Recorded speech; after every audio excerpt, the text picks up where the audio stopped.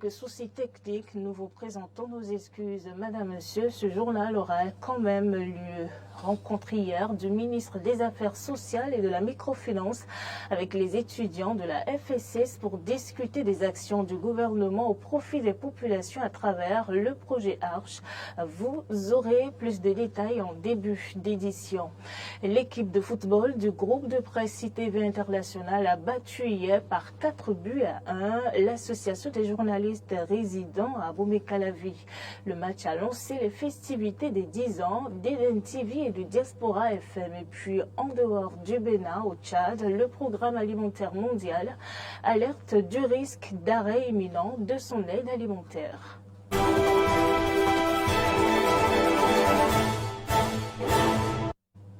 La ministre des Affaires sociales et de la microfinance s'est entretenue hier avec les acteurs, les étudiants de la faculté des sciences de la santé FSS de Cotonou dans le cadre de la célébration de la 33e édition de la Journée nationale des affaires sociales. L'objectif était de partager avec eux les actions du gouvernement au profit des populations à travers le projet Arche. Et c'est autour du thème « Renforcer la résilience des plus pauvres au Bénin » que les échanges ont tourné. Pour les circonstances, Véronique Tony-Fodé était accompagnée du professeur Benjamin Mpati, ministre de la Santé, représentant la ministre de l'Enseignement supérieur et de la Recherche scientifique. On va suivre un extrait des propos des deux autorités ministérielles.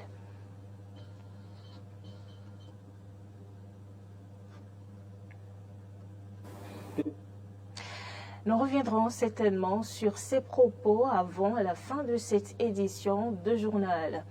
L'opticien La Paix a organisé ce mercredi à Cotonou des séances de sensibilisation des acteurs de la route sur l'importance d'une bonne vue pour une conduite sécurisée.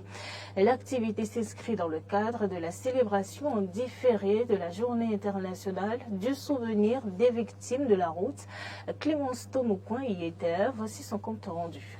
3 sites, à savoir le carrefour Védocor, le carrefour Godomé Magasin et Fin-Pavé à Fiche-Rosset, ont accueilli différentes équipes de l'opticien Lapère pour un même exercice. Sensibiliser les acteurs de la route sur l'importance d'une bonne vue pour une conduite sécurisée. Agnès. À l'occasion de la Journée internationale des victimes des accidents de la route, Lapère opticien joint ses efforts aux élans des acteurs de la route. Nous avons plusieurs facteurs qui sont à la base de ces cas d'accident sur nos routes. La première des choses, nous avons le stress, nous avons la fatigue et principalement nous avons la mauvaise vue. Et il faut dire que mal voir cause assez d'accidents sur nos routes. Nous avons des chauffeurs qui sont sur nos routes mais qui n'arrivent pas à voir de loin. Si nous ne voyons pas bien en circulation, il est vraiment difficile que nous arrivions à percevoir les détails, surtout à distance, de voir à quelques mètres les panneaux des indications. C'est pour cela qu'il est important de se faire tester la vue régulièrement par un spécialiste du métier pour éviter les cas d'accident de la route.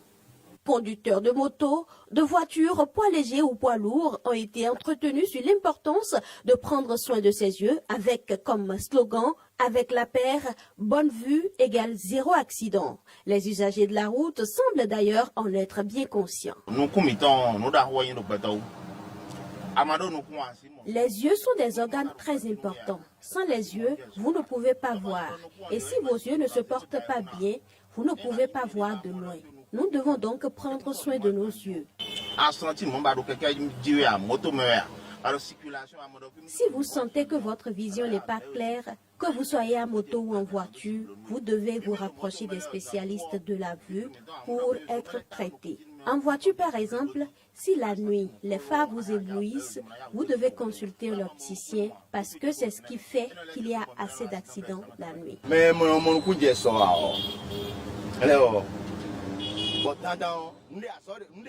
Ceux qui ne voient pas de loin, alors qu'ils sont conducteurs de carrière, ils ne peuvent pas abandonner leur boulot. Ils doivent se rendre chez un opticien, la paire par exemple, pour se faire consulter et s'il leur faut des verres, ils le leur diront. Sinon, ce n'est pas bon. Dans le souci de poursuivre la sensibilisation, des flyers avec différents messages tels que « Bonne vue, zéro accident »,« Aime ta vie, aime tes yeux » sont collés aux engins et voitures des personnes sensibilisées. Et ce n'est pas tout. Chez la paire, le test de vue est gratuit. Test de vue gratuit chez la paire. Mais la paire, elle apprend comme étant Fata.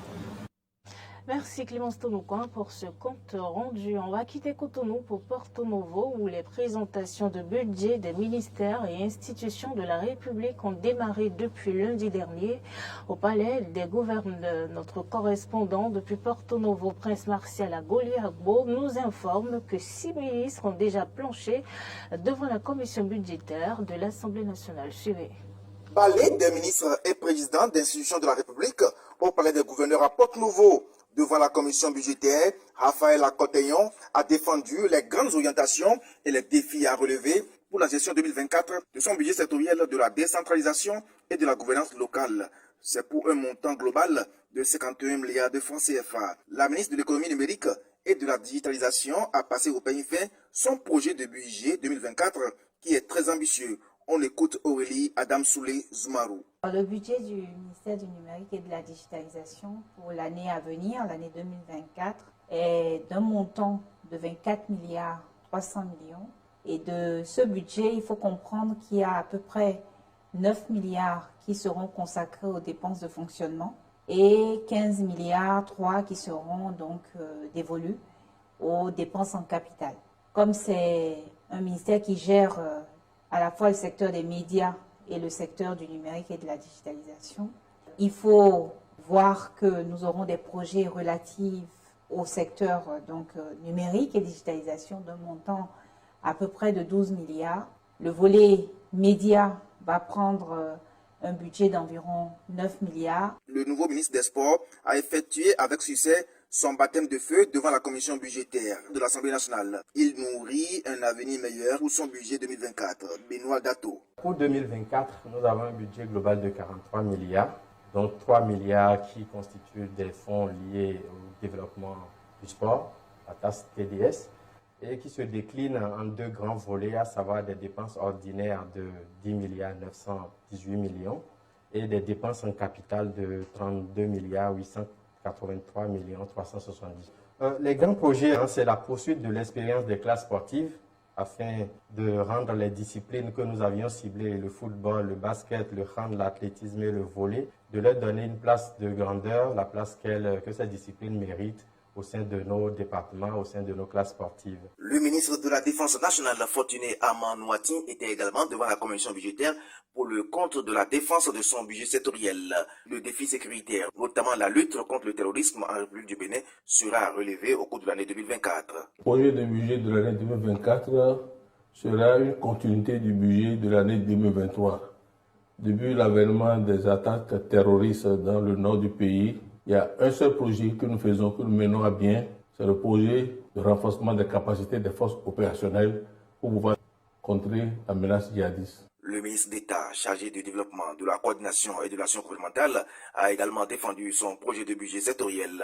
À ce niveau, plusieurs projets d'investissement ainsi que les grands axes de la coordination de l'action gouvernementale ont été évoqués. Abdoulaye Biotchani. Le budget du ministère du développement, la coordination de l'action gouvernementale à peu près à 11 milliards, 10 milliards 8.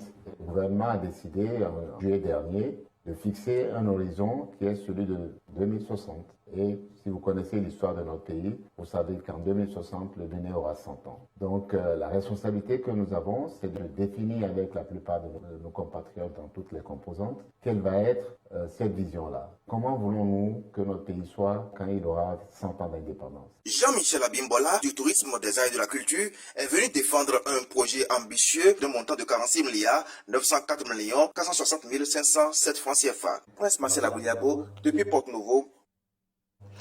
Dans le cadre des 10 ans d'Identv et du Diaspora FM, un match d'exhibition a mis aux prises les journalistes du groupe de presse à une sélection de l'Association des journalistes d'Abomey-Calavi.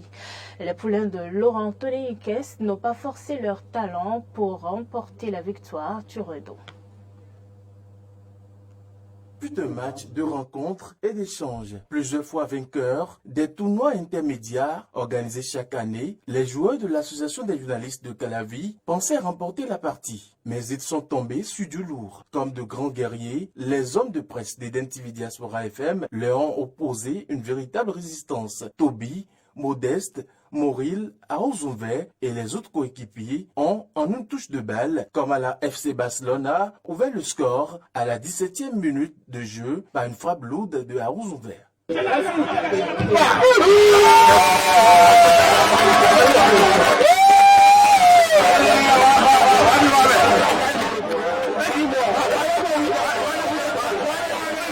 Décidés à aller au bout de leur rêve, les joueurs d'Identv Diaspora FM ont choisi purement et simplement venir siéger dans le camp de l'équipe adverse, ce qui a permis de marquer un second but signé toujours à Aouzouver, qui après ce doublé n'a pas cessé du lourd. Comme de grands guerriers, les hommes de presse d'Identv Diaspora FM leur ont opposé une véritable résistance. Toby, Modeste, Moril, Aouzouver et les autres coéquipiers ont, en une touche de balle, comme à la FC Barcelona, ouvert le score à la 17e minute de jeu par une frappe lourde de Aouzouver.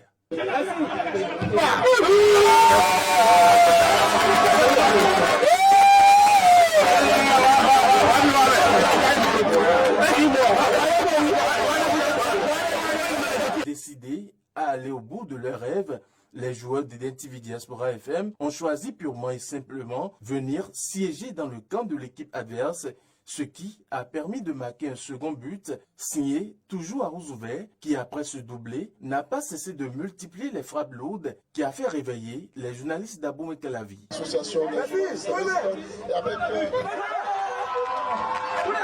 Quelques feintes, des passes réussies, des réceptions de balles inédites ont commencé par se faire remarquer de leur côté. Il a fallu la 35e minute pour que cela paye côté Association des journalistes d'Abomey-Calavi. Au Makwa, on pouvait lire Identv Diaspora FM 2, Association des journalistes d'Abomey-Calavi 1.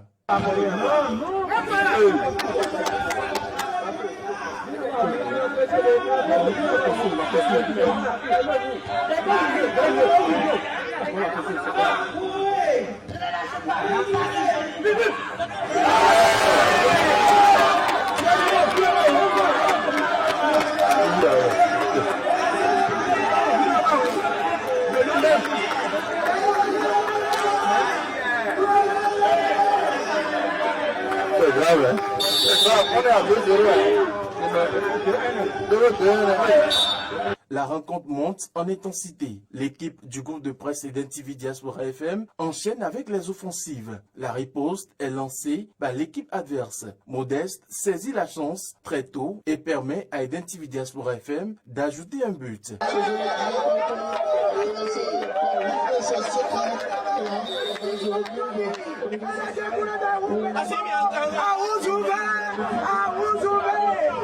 En seconde partie, Mac, Carnot, Doncla Mabalo, directeur général d'Identv Diaspora FM, qui ont effectué leur entrée entre-temps, apportent du sang neuf à l'équipe du groupe de presse Identv Diaspora FM qui résiste aux assauts de l'adversaire. Finalement battu 3-1. À une dizaine de minutes avant le coup de sifflet final, Fidèle, le barbu, va alourdir le score en faveur d'Identv Diaspora FM. 4-1, c'était visiblement plié. Mais comme si cela ne suffisait pas, les poulains de Laurent Toneiques voulaient enterrer leur vis-à-vis Hilarion Kenyon et ses guerriers. Diaspora FM à la 17e minute vient de prendre l'avantage.